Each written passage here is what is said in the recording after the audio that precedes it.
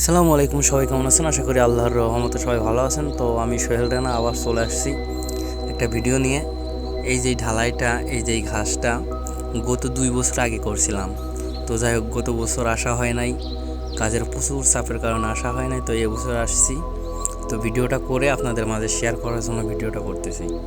তো দেখেন, এই ঘাস আমাদের মাঠে জঙ্গলে এমনি হয়ে থাকে, আর এরা টাকা খরচ করে সবগুলো ঘাস লাগায়, প্লাস পানি দেয় প্রতিদিন। পানির যে পরিমাণের দাম, পানি দিতে গেলেও কিনা পানি ব্যবহার করা লাগে। তো যাই হোক, মাশাল্লাহ সব মিলায়া ভালো হয়েছে। তো এই যে মুরগির ঘরটা আমি নিজে হাতে করছিলাম, দেখি কি কি আছে ভিতরে।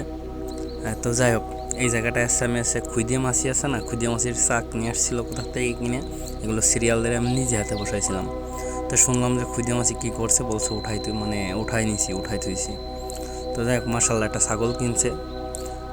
আর এই যে একটা দেখা যাচ্ছে আঙুর ফল গাছ, অনেক আঙুর ধরে আর অনেক মিষ্টি। আর এই যে এটা মালটা গাছ, অনেক মিষ্টি। কি বলবো, যেরকম গরম আর সেরকম ছিঁড়ে ছিঁড়ে খাইছি।